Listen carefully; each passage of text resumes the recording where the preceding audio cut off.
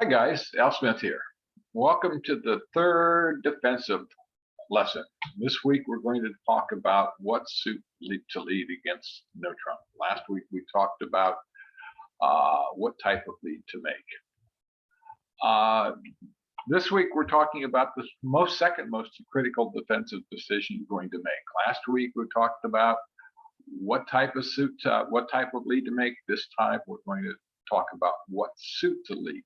Next week, we'll start talking about what card to lead. Okay, you can see this is a progression of decisions from the most important to the least important. All of them make up the most critical act you're going to make on defense, and that's the opening lead. Okay, the best strategies against the no trump contract, in terms of what your defensive strategy should be, is to set up your own long suit. If you can't do that, you want to try to set up your partner's long suit. And failing those two, you're going to try to want to make a sort of a passive lead, and you're going to lead through the strength of your left-hand opponent's bid suit. Okay, and if none of those things really make sense, you're going to want to make a passive lead and hiding in leads. The goal of this particular type of lead is not to hurt yourself and not to hurt your partner by finessing yourself or your partner. And the last type is what we call desperation. You've got a really crappy hand. Okay, so your goal is to try to set up something for your partner. Okay, the priority of the different types of lead, and this is very similar to last week, is first of all to make a temporizing lead. And you can do this so that you get an opportunity to look at the dummy, to collect more information, to make the right defensive lead decision. The next and most important is your partner has requested you to lead a suit by a lead directing double or a Lightner double, or having actually bid the suit. Okay, this really comes down to the old adage of trust your partner. Okay, the third is where you're really starting to try to attack the opponents by establishing your long suit or your best guess as to what your partner's long suit is. Number two up here, directed, you're assuming your partner has a good suit there and they've asked you to lead that. The fourth is where you're trying to communicate information to your partner. We call this lead directing, that tells your partner what to lead back. This is kind of an unusual one, doesn't happen very often, but it's an important tool in the tool chest. And the last is to do a passive lead where you're actually trying to make sure that you don't do any harm to yourself or your partner. The last one is, of course, the desperate lead, where you're trying to visualize what your partner might have, and your lead is to help your partner because you don't have anything in your hand that's worthwhile. Okay, let's take a look at the decision process here. Okay, we're going to go from what I'm going to call the easiest decision to some that are a little bit more complicated. Okay, and these are picking the right suit to lead against no trump. Okay, do you have a good source of tricks in a 4+ bid or unbid suit? Okay, if you do, it's an obvious choice. That's the suit you want to lead. Let's look at this example here. In spades, you have the king, queen, jack, 10, 6. If you knock out that ace, you probably have 4 spade tricks. So it's a great source of tricks. You've got great control of the suit after you get rid of that ace. So that's the suit you want to lead because that's where your greatest return on investment is. If we look at these other suits, you probably are never going to get a trick in those suits. So you want to attack your longest suit that's a quality suit. Notice I said quality. Okay. Did your partner make a lead directing double?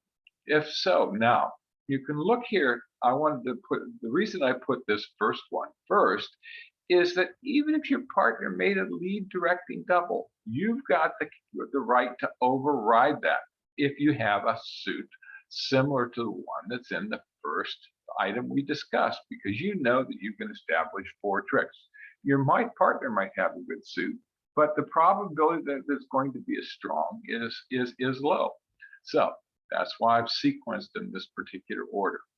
Okay, now if your partner did make a lead directing double, okay, and if it's a suit contract, it's a lead that is what you're going to lead is going to be a suit preference signal. Okay, but this week we're talking about no trump, and I wanted to just stick that in so I didn't forget it. In no trump, it's going to be a development lead.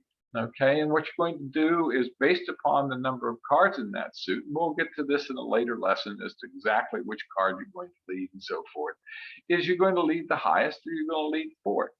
Okay, and again, it depends on the number of cards you have in the suit, but the goal is to establish your partner's suit. Okay, did your partner open a major? Okay, if your partner opened a major, they're indicating they've got a 5+ card suit. If you've got 2 or 3 or even 4, you know how many cards the opponents have. Now you know where you've got the greatest number of cards. So it becomes, again, an obvious decision as to which suit you want to attack. All right. You know, and remember, it always kind of comes down to an old adage, trust your partner. So in this case, if they bid a suit, a 5-card major, trust them, lead it.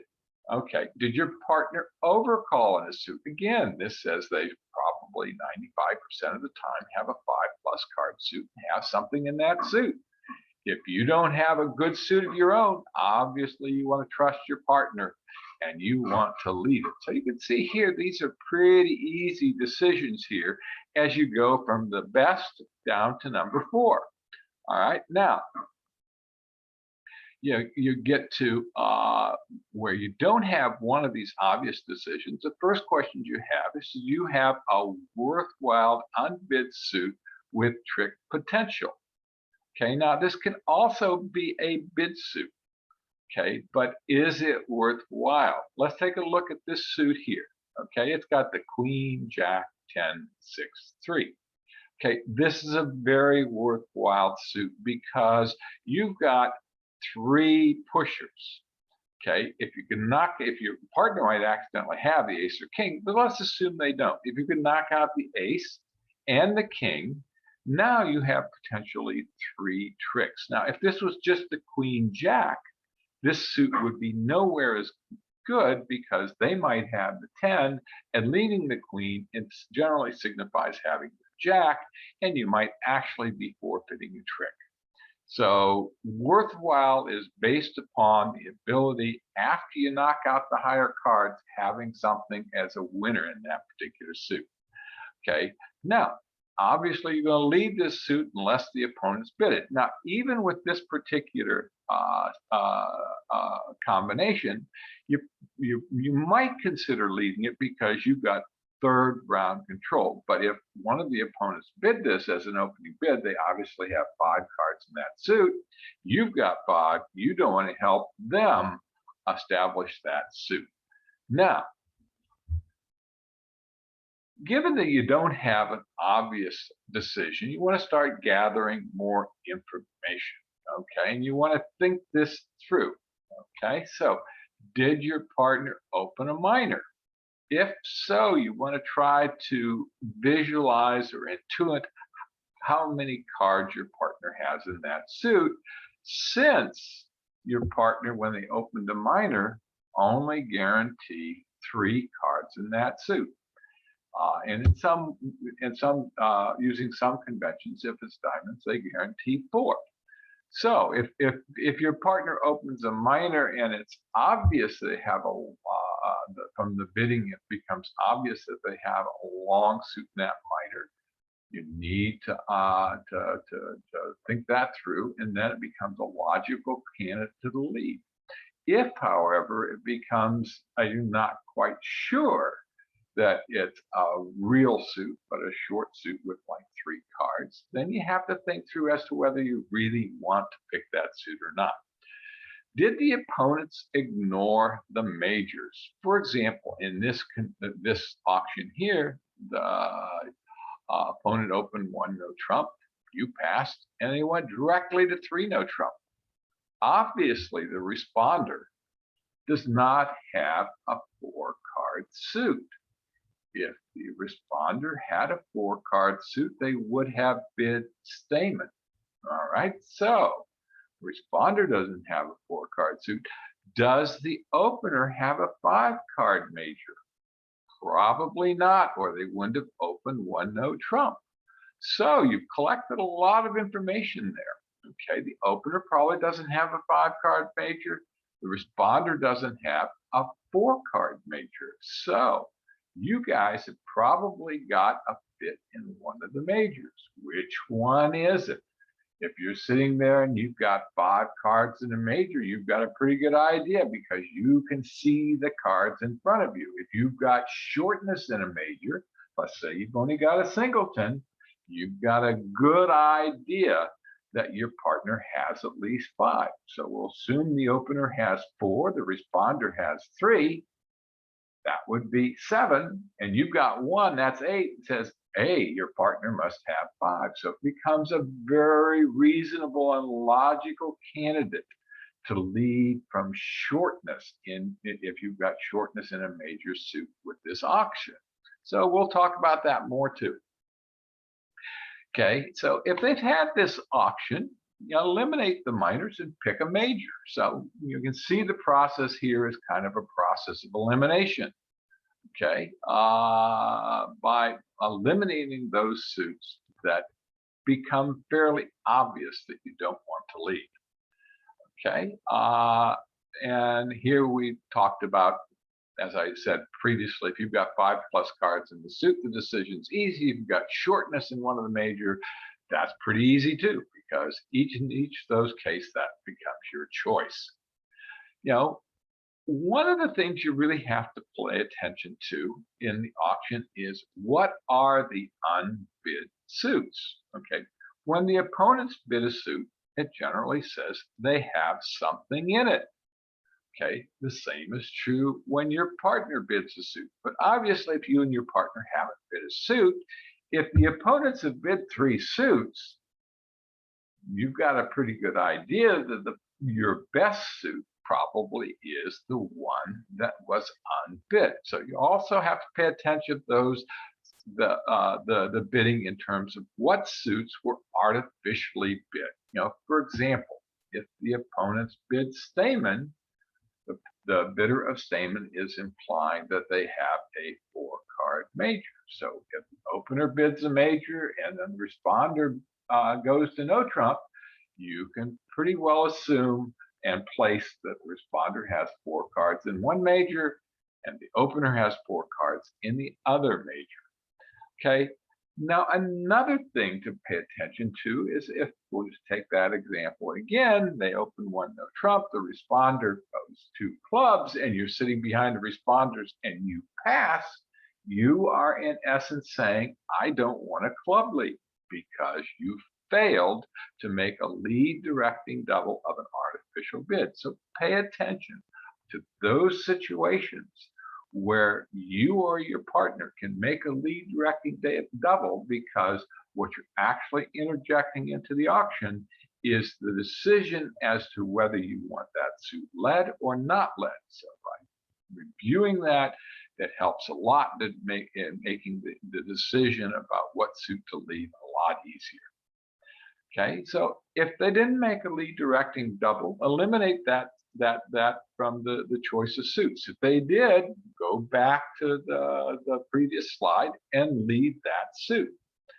Okay, did the opponents explicitly or implicitly bid one of the suits? Again, you know, this is just paying attention to the auctions, so to know what the opponents have bid. For example, in this first example here, there's an explicit bid of 2 suits by the opponents. The first person bids 1 heart, indicating they got 5+. Then the partner bids 1 spade. So you know they probably have at least 4 spades and probably only 2 hearts. And then it goes 1 no trump past 3 no trump. So you don't want to lead You're this guy right here. You're in the second seat behind the one no trump bidder. You do not want to lead hearts. Eliminate that from your choice, because what you're going to be doing is leading through the dummy, through your partner, into the declare strength. So you do not want to lead into the declare strength. So just eliminate that suit, hearts in this case, as a choice. Again, let's look at this from a standpoint of one no trump pass, two clubs as initiation of statement, and the opener comes back and says, hey, I've got four hearts. Just the same logic applies here as the previous example. Don't lead hearts, because you're going to be leading through the dummy, your partner, and into the strength of the opener. Now, does his bidding of hearts indicating he has strength? No. However, it does imply probable strength. You know that that person opened one no trump, so they've got 15 to 17 points. Okay. Eliminate the explicitly or implicitly bid suits as a choice. Now remember, there's only one absolute rule in bridge, and that is there are no absolute rules. So even though I'm saying eliminate explicitly or implicitly bid suits as a choice, based upon what you have and what's occurred, that direction can always be overridden. Okay, do you have a 4+ card ugly suit with outside entries? All right, now this is really an important question, because we've all heard about leading fourth best from your longest and strongest. Well, 4+ cards, it's fourth best of your longest and, I'm going to emphasize the word and, strongest. Obviously, you've got a 4+ card ugly suit. It isn't strong. Okay, if you have no side entries, that suit is worthless. Do not lead it. Do not lead fourth, because you'll just be helping the opponent by, in essence, taking a worthless action and or giving them a cheat trick and or setting the suit up for them. So do not lead a 4+ card ugly suit. If you don't have enough side entries, actually set that suit up and take tricks later. Okay, eliminate that suit from your choices. Okay, making the right choice. We're going to talk about a couple of examples or decisions that come up quite frequently. Okay, in the first one, you can have the situation where you have a weak 5-card suit and a strong 4-card suit. Okay, and let's say this has been the bidding: one club, one heart, one no trump, 3 no trump. Okay, you've got now in here they've avoided spades and they've gone to no trump. All right, now let's look and dissect what you have here. Okay, we've got a 5-card suit. So the natural tendency is, well, that's my longest, so I'm going to lead the 3. Well, let's look over here at the diamonds. You've got the king, queen, jack, 9. So, and that jack 9, actually, if the 10 is over here to your right, becomes actually part of the sequence. So from a probability standpoint, if you lead the 3 of spades, you might be sort of setting up the suit if you can lead it enough times. Okay, with the diamonds, if you lead the king, you've got you're guaranteed 2 tricks once that ace is gone, and 3 tricks if the 10 goes. So in this case, because of the trick-taking potential, or not actually potential, it's the actual trick-taking ability of this suit, even though it has 4 cards versus the 5-card suit, you're going to want to lead diamonds because it's got the greatest trick-taking ability. Okay, so remember that, because it's not always your longest. Remember, this is your strongest. This, by definition, you can see how much stronger that is. Okay, so now let's say you have 2 equal length suits of close to equal strength, and the bidding has been again 1 no trump pass, 2 no trump. Really doesn't matter what it is. They ended up in 2 no trump. Okay, and you're going to make the lead.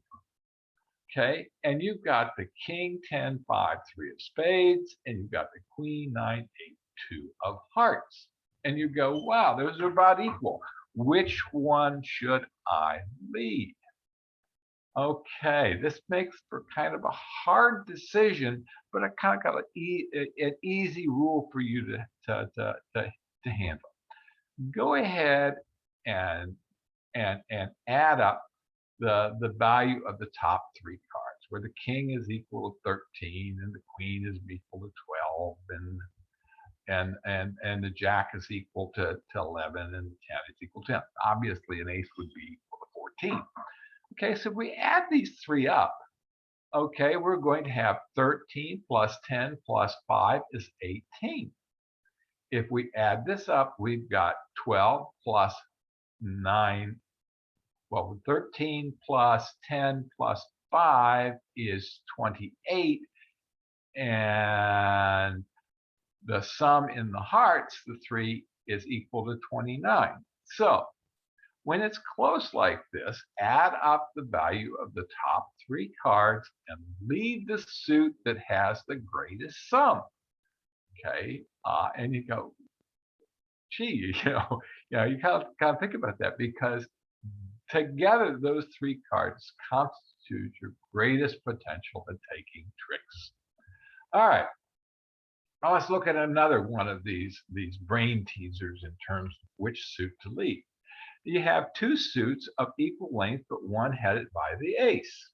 Okay, in this case, we have two 5-card suits, and we've got 5 spades and 5 hearts. Now, we could use this same rule again. Okay, however, one of the things that we're always struggling with is outside entries in no trump. We want to have outside entries so that we can actually get back in the lead and hopefully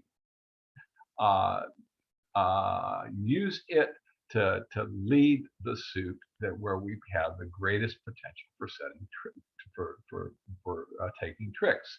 Now, if you look at these two suits, they're really, if you add at the top three, they're of equal value. But because you've got the ace of hearts, it gives you an outside entry. So we're going to want to lead spades.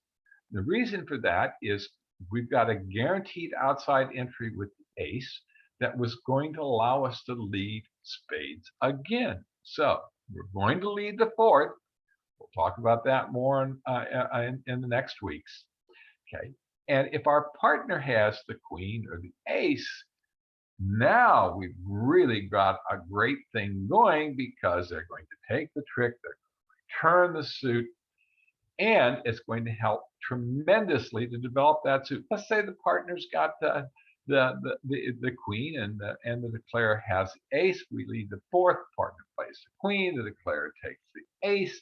Our partner gets back into the lead later, leads a low spade. We trap the jack of spades in the declarer's hand, or we have to lose another spade, but we get back into the lead back with the ace of hearts, and we take 3 spade tricks. So you can see how valuable that ace becomes, because we can take that heart to then capture and to take our spade tricks. Okay. All right. Now let's look at another one of these. Does the bidding suggest that a long suit is going to be run? For example, and this is and I should really couch it in different terms. Are the opponents going to cram a long suit down your throat? Okay. Do you need to get your tricks right away? Okay. If so, let's look at this auction. It was open 1 diamond. The partner said 1 note. Says, I probably got 4 clubs, 3 hearts, 3 spades, 3 diamonds, and 4 clubs. And then the opener jumps to 3 diamonds, saying, hey, I've got 6 plus diamonds in a semi-solid suit. And the responder goes, oh, goody. We can take a bunch of diamond tricks, and if We can establish that and run the suit before the opponents do anything. We're in like flint. Okay, so you're sitting there with 5 spades, and you've got this is your hand. You've got the king, queen of clubs, king, queen, three of clubs, the queen of diamonds, and so forth. Now, obviously, in most cases, you're going to say, well, maybe if we can get those spades developed, we can get our tricks. But you know from the beginning, if they're going to cram that diamond suit down your throat, your queen of diamonds is probably going to get finessed or it's going to fall. So what suit you want to lead? Where is your greatest opportunity to take tricks? Well, your greatest opportunity to take tricks is in clubs. So you're going to want to lead the clubs. And because because you have only 3, you're hoping that your partner has 5, what you're going to do is lead the king. We'll talk about that later. Then you're going to play the queen, and hopefully you might get in with that diamond if they have to take finesse, and you lead that 3 of clubs through them so you can take a bunch of club tricks. That's the only way you're going to get tricks if they're going to cram those diamonds down your throat. So remember, this is a race. Who gets to set up their suit first? You set up the clubs, do they set up the diamonds? Okay, in this case, you hope you can get your club set up before the declare can run those diamonds and throw away all their losers. Okay, one of the last scenarios is where you've got the majority of the outstanding points. In this one, if you follow through on the auction, they've got about 25 to 28 points. You've got 5, 7. You've got 12. So if they've got 27 points between them, you got 12, and there's 40 in the deck. How many points does your partner have? 1. All right, so you don't want to finesse yourself, okay, because you're sitting behind the 1-no trump opener. So this is where you combine the logic in terms of the type of lead that you've decided to make and the suit selection. Okay, so we don't want to finesse ourselves in spades, we don't want to finesse ourselves in hearts, and we don't want to finesse ourselves in clubs. So what the heck are we going to lead? Obviously, we're going to lead diamonds. Okay, we're going to lead diamonds. And in this case, we're going to lead, I won't even tell you which one, but we're going to lead the 6 of diamonds. Okay, now, the final one here is you've got a bust. You've got crap. All right, let's look at this. You've got 5 ugly diamonds. You've got the singles and queen of clubs. What are you going to lead? Okay, they bid diamonds, they bid hearts, they bid no trump. All right, what are you going to lead? Obviously, you want to lead something that hopefully your partner's got something in. And what would make it even nicer is if you lead something that has value if your partner has it. So if we look at this hand, it becomes really, really obvious what we want to lead. We want to lead the queen of clubs, okay, because it has the greatest potential helping our partner, who we hopefully have length, who has length in that suit, and we hopefully this will help set that suit up for our partner, and they've got an outside entry to get in, and they can take the tricks. All right. Well, that concludes the major part of the lesson. What we're going to do now is we're going to go ahead and start Shark Bridge. Okay, I'm going to screen sharing, new share.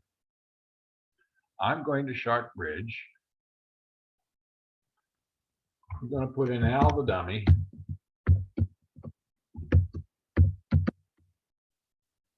We're going to do this a little bit differently than what we normally do. Okay, let me get Shark up, get it started.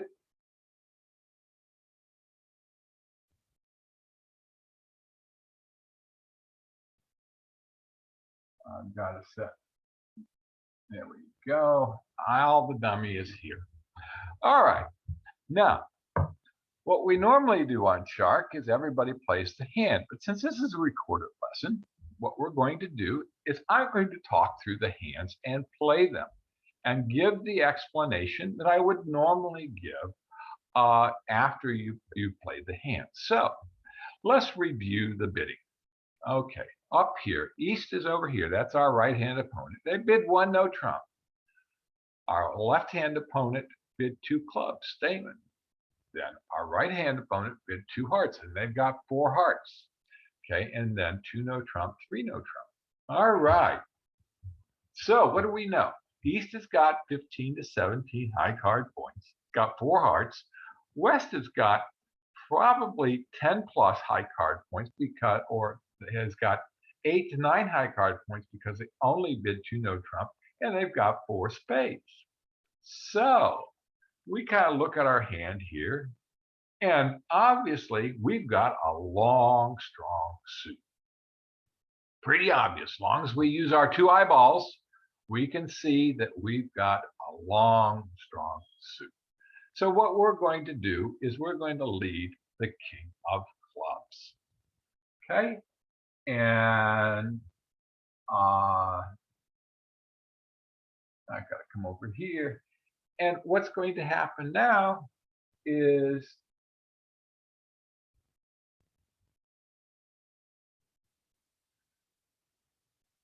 okay, the opponents take the ace of clubs. All right, now we've got the queen 10. Notice that. Now, the queen 10 forms a natural surround. And if we use our brains and our eyes and we look to our left, we see that the jack of clubs is stiff within the dummy. Okay? Always look at the dummy, okay, to figure out how your cards relate to it. So they led the heart. We're actually going to give our partner a count signal, but and you'll understand that later. They take the king. All right. So they're taking tricks. Here comes a diamond.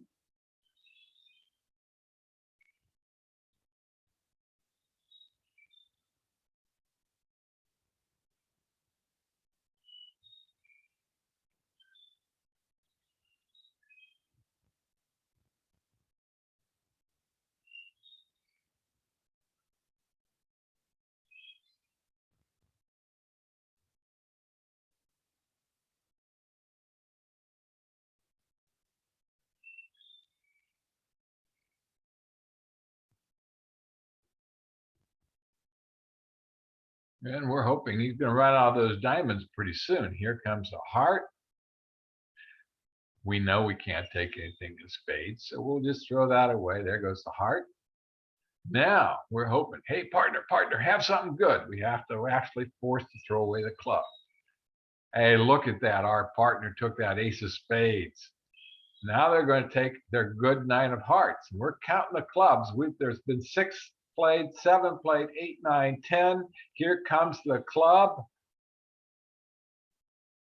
And now we're going to take the rest of the tricks.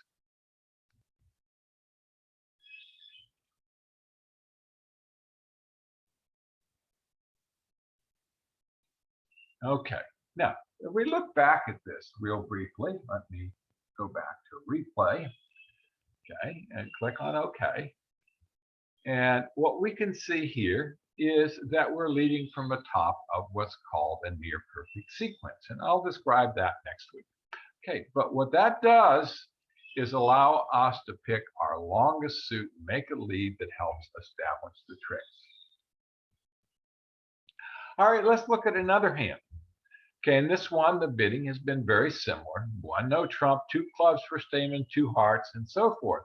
Now, we know that we have, let's count our points. We've got 4, 6, 9 points. We've got the majority of the points, don't we?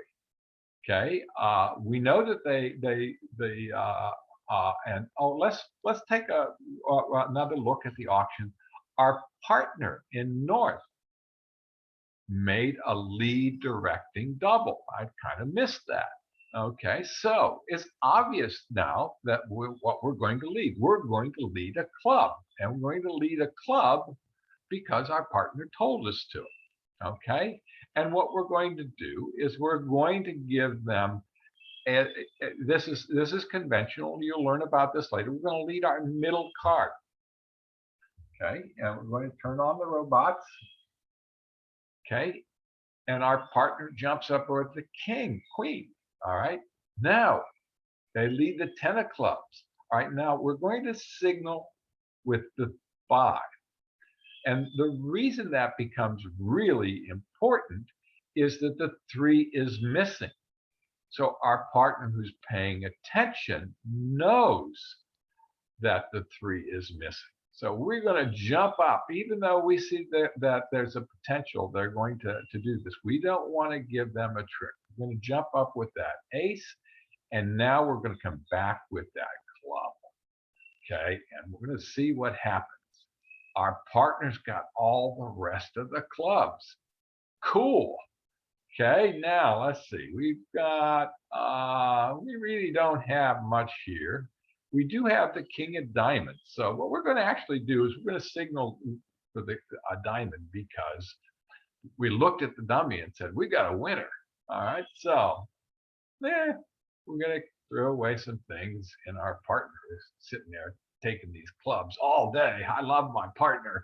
I'm going to throw away the spades because they're worthless. All right. Now, we've already got 6 tricks.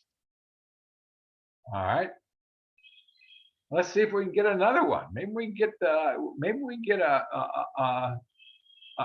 diamond trick. Probably not, because they've got good spades and good hearts. Okay, so we're going to throw this away.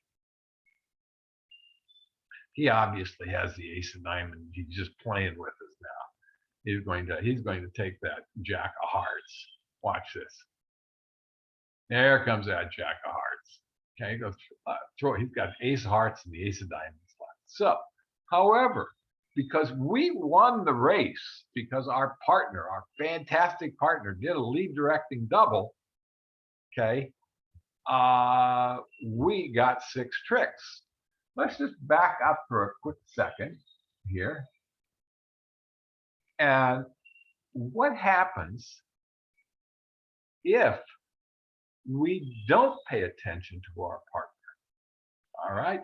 If we say, well, we've got 4 hearts, so we're going to lead our longest and strongest, even though the declare bid them, or we're even smarter, we'll say we'll lead a spade. What we'll do is we'll lead a spade. We'll lead the, if we lead a spade, you can see they're going to set up the spades. If we lead a heart, we're going to give them a cheap trick. If we lead a diamond, we're going to give them a cheap trick. So that lead directing double by our partner is critical in getting us into the right defensive strategy and moving things along. All right, let's look at the third example here. We've got 1 no trump by East again, 2 clubs, 2 hearts, 2 no trump, and 3 no trump. Same auction. So we know 15 to 17, 4 hearts, 8 to 9, 4 spades. Okay, now we've got a little bit different situation here. Okay, do we have a strong suit? No.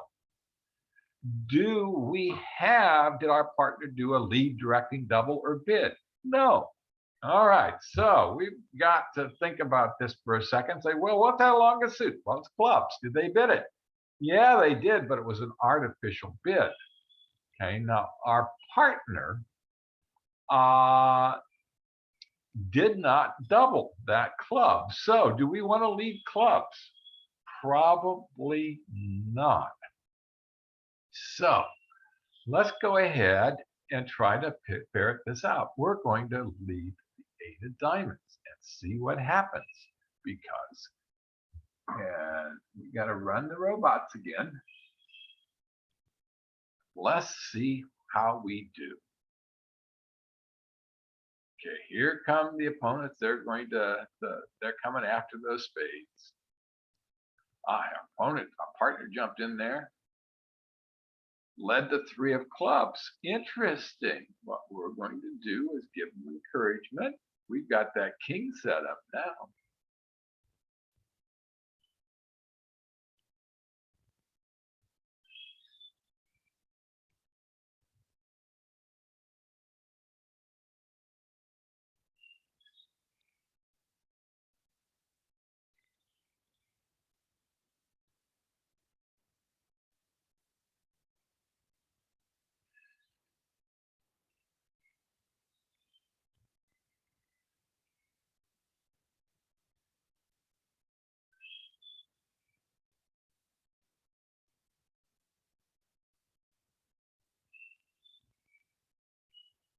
Hmm. Did our partner not do something good?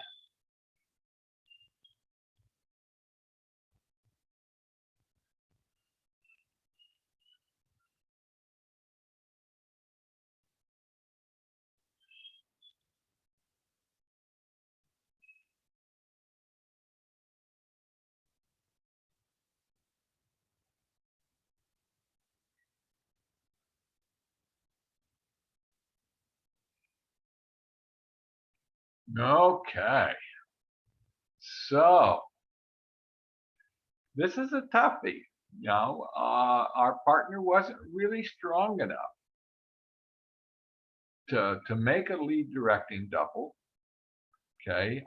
And we led, using the logic that we had in place, we led the 8 of diamonds. Okay. And again, we actually set up the opponents. Okay. Now, see, what I'm trying to demonstrate with this hand, that the logic doesn't always give you the absolute best result. Now, the best we could have done with this hand, given where the cards are, is actually take, I believe, 2 tricks. Okay, because of the lead, they ended up taking 3 tricks. So while we apply the logic, it's not always going to give you the optimum result. Okay, so don't expect the optimum result. What we're doing is we're playing the probabilities. Okay, so what we're going to do is go to the next deal and take a look at this one. Here, we've got the situation where we've got a 5-card suit. Yeah, hey, we should lead the 4, right? And we've got 4 diamonds. Now, we've got 1 no trump, pass 3 no trumps. So obviously, my partner has a lot of hearts. Okay, and or I've got 5 spades. So do we want to lead a major in this case because of the bidding?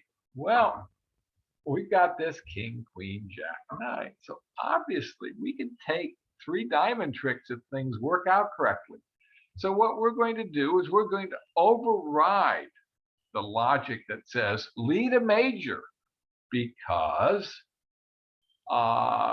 they have skipped the majors. All right. So what we're going to do is going to lead the king of diamonds. Okay. I'm going to turn the robots on. Okay. And let's see how this works out. So we took that trick. All right. Our partner gave us, what we're going to do is well, actually, what we need to do, okay, we got lucky there. The 10 fell. So, what we should have actually done is led the jack, the bottom of the sequence. Okay, we're going to lead it again. Okay, in case we get in, we want to be able to take that 4th diamond trick. Okay, and we've got a chance of getting in with this silly queen of clubs. Okay, and it's getting better all the time because the ace has just been played and we're sitting in front of the dummy with the queen. Okay, now what we're going to do is play our low spade. They're going to come up there. Okay, and we can see now that they're going to try to develop those spades. Here comes that. Oh, they didn't try to finesse in the clubs. I thought they were going to try that. All right, now there's the club. All right, so now we're going to take the club. Okay, we're going to take this diamond because it's good. Now, where is our partner's most probable card? It's ace of hearts. Okay, because the opponent already attacked spades. So we're going to leave that jack of hearts. Aha, our partner has that ace. Okay, we've got 5 tricks. We've set that goober. Fantastic. Now, can we get anything else? We might be able to get a spade trick. If they need to use the spades to get back to the dummy. Okay, there he's going to the club. I can't remember if that jack is good or not. Let's see. I'm focusing too much on what I have to say to remember what cards have been played. Oh, darn. But we set the contract because we used the right logic to determine that we should go ahead and set up our strong suit versus trying to hit our partner in hearts or to develop the spades. So let's go to the next one. All right, this is a little bit different. Again, we've got one club, one diamond in this case, one no trump over here, and that says two no trump, three no trump. They kind of crawled their way there. So we can derive from that we've got a pretty good chance of setting this contract. Now, okay, now let's look at this. We've got four hearts and four spades. Which one should we leave? Well, if we add up the king, 10, 5 of spades, we can actually see that the hearts are stronger. It's got the 8 instead of the 5. So if we go 13 plus 10 is 23 plus 8 is 31. We've got 13 plus 10 is 23 plus 5 is 28. 31 is definitely bigger than 20. That 31 is definitely bigger than 28. So we're going to pick hearts. Okay, so we leave that 2 of hearts. Okay, and we turn on the robots. And here we go. Our partner jumps on that. Okay, and he's going to return a spade. Okay, so I'm not sure I like that, but that's what we're going to do. We're going to jump on that. Why did it return a spade? He's probably got 4 of them. Okay, so we're going to keep this king of hearts as a potential entry. We've got 4 spades also. So we're going to leave the spade again. All right, now we've got that queen of clubs. That's helpful.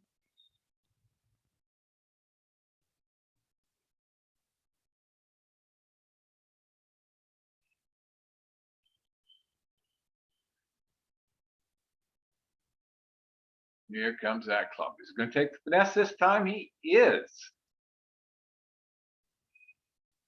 Okay, now the question is, do we take the king of hearts or do we set up the 10 of spades? We're going to set up the queen. We're going to set up our 10 of spades and see if that works. You can obviously see that I haven't played these hands either.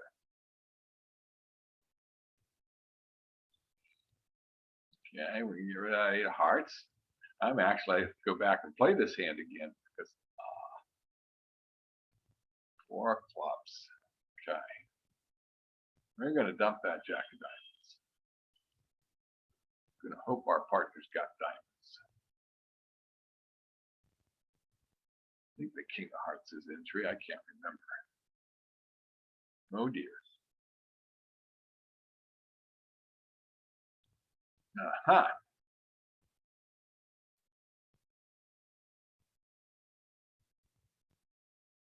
Well, look at that. We set the contract. Okay, and the reason we were able to set that contract is that we picked hearts.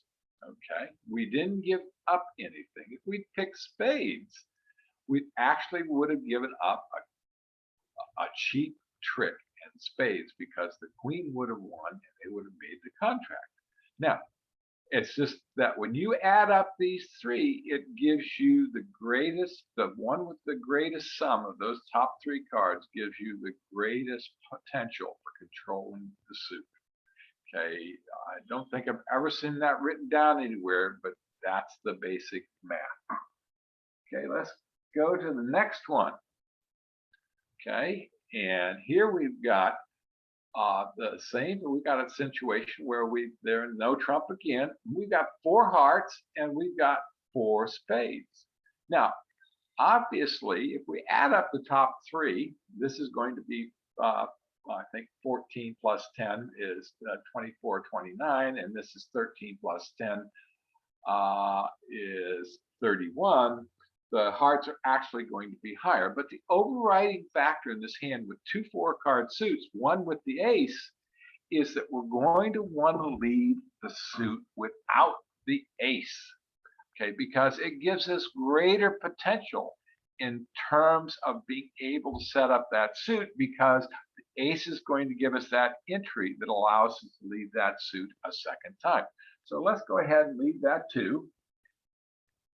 and and see how things develop. Look, always keep looking at the dummy. Okay, our partner comes back with the 9 of hearts. Wonderful. Look at that. We've got the 9, 10, Jack, King, the 8. We can afford to jump on this, okay, and take that because now we've got the 2 boss cards in hearts, the 10 and the 8, because the 9 has been played, the Jack is gone, the ace is gone. So we're just going to leave that and drive out that queen right now. Okay, so all the hearts are gone, and we've got an entry back here in the spades, and we got this silly looking little queen of clubs, which he just took a finesse. So what we're going to do is we're going to pound them right away. We're going to take our tricks and run. Okay, so we've got 4 tricks. We're going to take that ace. We're not going to give them a chance to try to slink away and steal our trick. So we've taken our 5 tricks. We've set the contract. You can see how that works. So let me just put this back up so we can see the hand. And again, we led the hearts because we've got that outside control of that ace. Now, we didn't have to use it because we also had that outside control of a club, but that wasn't guaranteed. But that gave us our setting trick. Let's go to deal number whatever it is. Maybe 5 or 6. I don't know which one it is. Okay, so East opens a diamond, goes a heart. Hey, he's got at least 4 hearts. 3 diamonds. Uh-oh. He's got 6 plus diamonds. 6 plus diamonds and 16 plus points. That's what that jump to 3 diamonds means. Okay. And 3 spades said, hey, I've got something in spades. And now the East goes to 3 no trump. All right. So they've got diamonds, they've got hearts, they've got spades. Now the good news is that West, the guy over here on our left, bid hearts and spades. So the probability is that our partner may have something in those 2 suits and he's behind the bidder. Okay, now if we know he's going to cram those diamonds down our throat, we have only one logical choice here of what suit to lead, and that's clubs. You go, I hate leading from the king jack of clubs.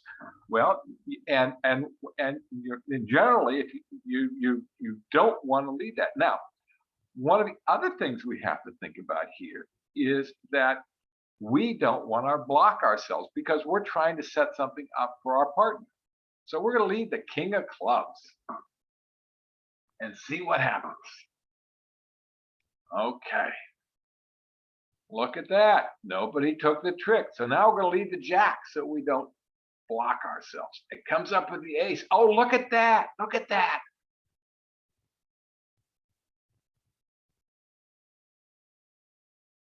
Because we attacked the suit, which is the obvious lead, because they're going to cram it down our throat. We won the race. Now we're going to cram these clubs down their throat. Look at that. Isn't that great? God, does he have more? Oh, no, he doesn't. But we've got 5 tricks. Okay, so we were able to cram those clubs down the declarer's throat before he could cram his diamonds down our throat. So we won the race. Let's go to the next deal. Oh, let's just skip this deal. That's why I hate this hand. Look at that. This is really, really ugly. Okay, 1 no trump by East. 2 clubs, 2 hearts, saying he got 4. 2 no trump, saying he's got 8 to 9 and 4 spades. Okay, so we know they've got, one's got 4 hearts, one's got 4 spades. We've got, hey, look, we got 5 clubs. Isn't that great? We should lead clubs. No, I don't think so. Okay, can this hand ever take a trick? No, never. Okay, so our goal with this crappy hand is to play great defense and visualize where our partners got points. And our partners got points in diamonds because they bid hearts, they bid spades, and we've got length here. So he could have some honors in clubs, but he can't have length to take tricks. So where he's got length is in diamonds. So we're going to lead that 4 diamonds. And let's see what happens. Well, they've got 4 diamonds there, but he got the king. Let's see what happens. Okay, here comes the 7 of clubs. Hey, we can actually cover that. Now, if we were just flipping cards because we're not doing anything, we wouldn't. We're going to cover that. At least we can force out that jack. Let's see, what are they going to lead now? I'm going to attack the hearts. Okay, we're going to tell our partner we've got 2 or 4 by playing 4, and that's for another lesson later on. Here comes the spade. We're going to tell our partner we've got 3 by playing our lowest. Okay, and that's for later on, another lesson. All right, now we've got 4 clubs that have been played, so we're going to give count. That's 8, 9, 10, 11. So there's 2 clubs left. Let's see. All right, Claire's got another one. Yeah, it didn't take it. All right, we're going to play the 7.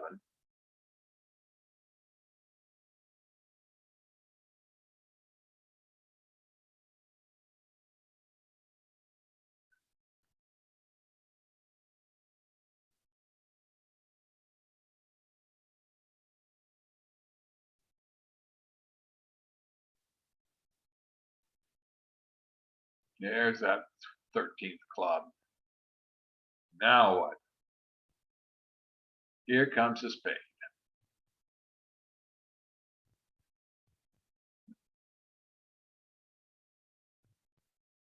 Well, this one's obviously no good because it's the 13th one.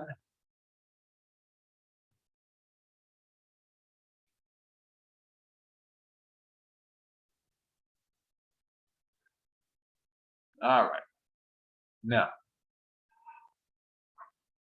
our partner wasn't real smart, was he?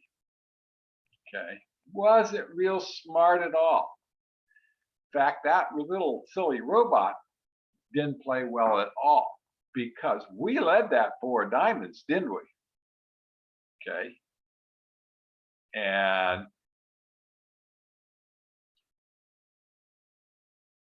let's see, what did they do? What did our partner do? Okay. All right. What our partner did, what our robot partner did was return a club. Let's see quickly what should have been done. Okay. We led the diamond. They got played the 2. They should play the queen to tell us that they've got the ones that are higher. Then they should take the ace.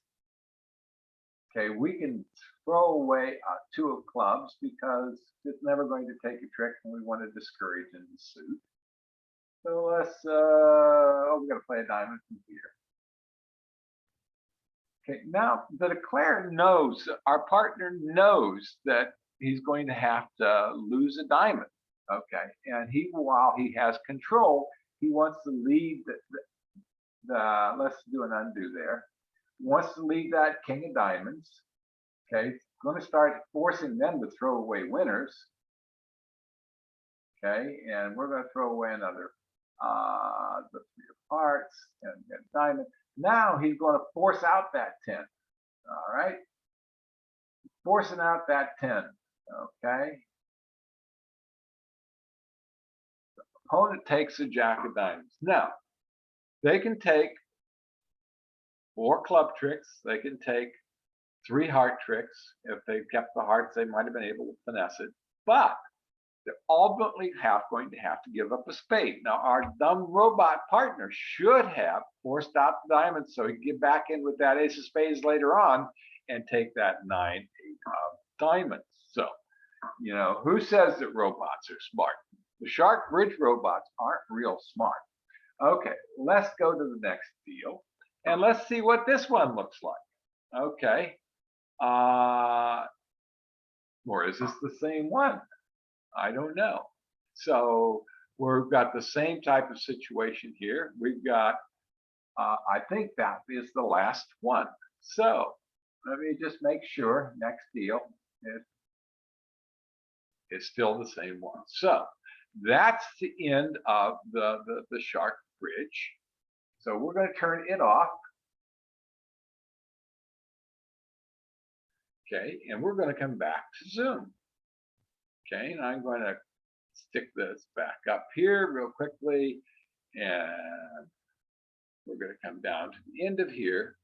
And now we'll open the floor for questions. But since all you guys are out there watching this as a recording, there won't be any questions. If you've got questions, send me an email.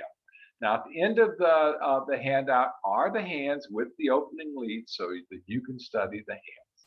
So I hope that you enjoyed the recorded lesson, and we're going to stop sharing. We're going to turn off, we're going to stop